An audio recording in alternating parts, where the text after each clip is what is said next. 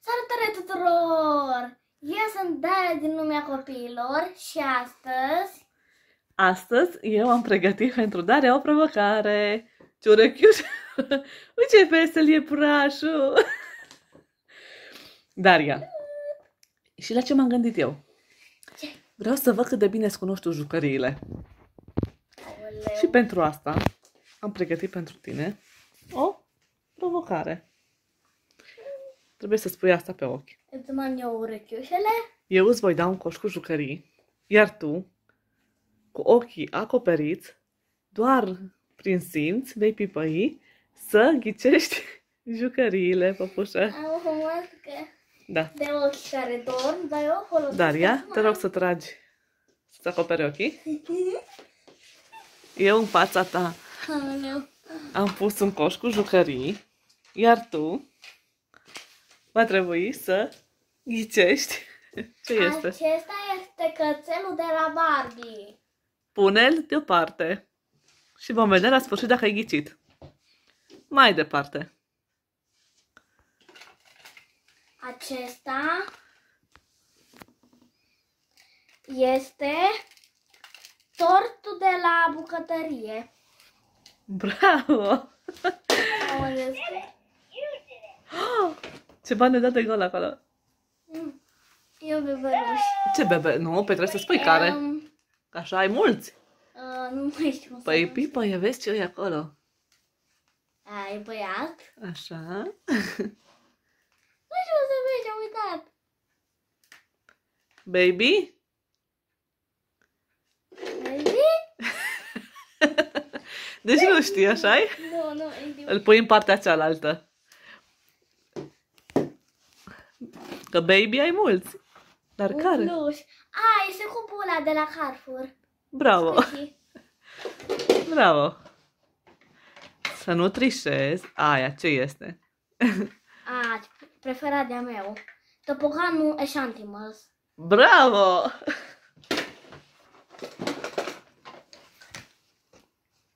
Sirenă. Care sirenă să vedem? Ai două în mână, una te rog să o pui jos și le iei pe rând. Asta. Ia, Pipe așa un pic. Cam care sirenă crezi tu că îi? Aia de la setul ăla cu topogan. Bravo, Daria! Pentru că sirenele Dariei au codiță diferită și ea le recunoaște după asta. Nancy. Ești sigură? Da. Ia mai. E Ia. Nancy. Bravo, Daria! Daria își recunoaște foarte bine jucăriile. E o papușă Eșantimals. Păi eu păpuște șantimă, dar care din ele? Lamă. Bravo! Este casa de la cățeluș de la Barbie. Bravo! Aceasta este Hello, Hello, my God, ONG. Bravo! Vai, dar... Acesta e telefonul cu mini. Daria nu mă așteptam să le recunoști așa. Acesta este ponei. Da, care ponei? Nu mai știu cum se numește. Cam... Pe care ponei? Pe nu așa. Nu ridica, lasă aia pe ochi. Dacă nu știi care ponei, păi... pui deoparte.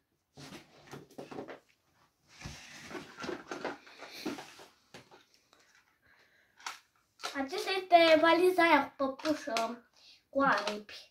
Păi da. Nu știu cum se numește. He? Hair dollar. Nu. Pentru că ai ghicit care dar nu știi exact denumirea, îți spun eu Hatchimals.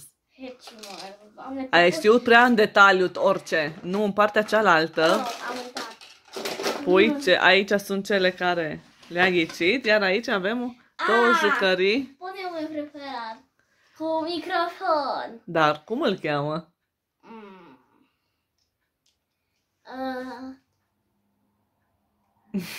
Aoleu. Aoleo. Ia. Nu mai știu. Fluttershy. Și aici ai știut prea în detaliu. În partea cealaltă sunt cele ghicite și iar aici sunt cele care Daria n-a știut. Un ponei și o păpușă a spus doar. Dar n-a știut să spună care din ele. Iar la poneiul acesta a știut iar în detaliu că este poneiul cu microfon, cu aripi, dar nu a știut denumirea.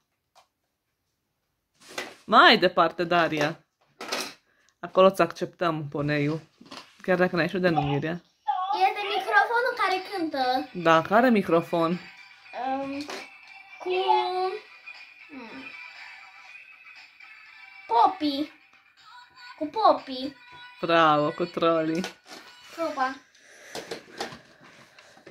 Este păpușa fermă. Cum păpușa fermă? Că După ce ai recunoscut-o? are cisme. Bravo, bravo. Îți cunoști bine jucăriile, Daria. Are o păpușă el cu păr. Păi, dar nu... El cu păpei, nu așa. Eu nu știu cum o cheamă. Aoleu. Și asta e Herdoros.